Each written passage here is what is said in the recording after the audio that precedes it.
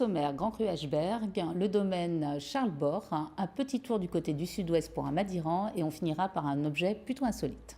Et on commence, direction Egisheim. Oui, donc le Grand Cru Ashberg se situe entre Egisheim mais également Usren-les-Châteaux.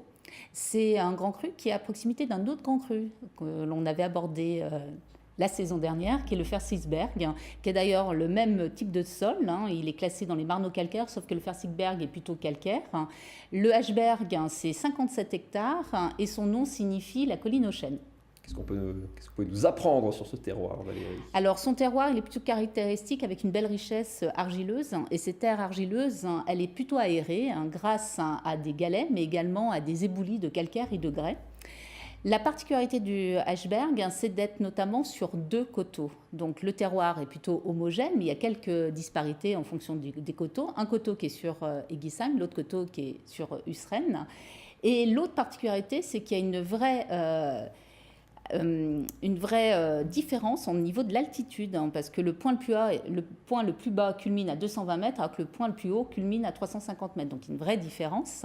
Et les vignerons du Ashberg vous diront que le cœur du Ashberg va se situer plutôt sur le coteau ouest, du côté du Sren. C'est le point le plus haut, le plus caillouteux et celui qui a la meilleure exposition. Et ça, c'est le cœur du Ashberg.